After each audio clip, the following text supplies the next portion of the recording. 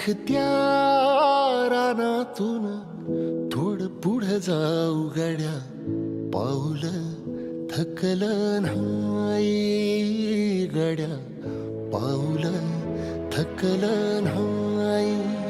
सुकलेल्या भाकरीला पाण्यासंग खाऊ गड्या, पाऊल थकल नाही गड्या, पाऊल थकल नाही.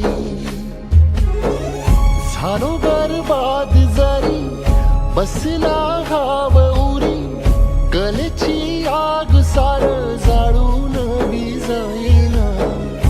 अडला घास असा काळा वनवास असा, पण ह्यो ध्यास अजून बी माग राहीना. फिरला त्यो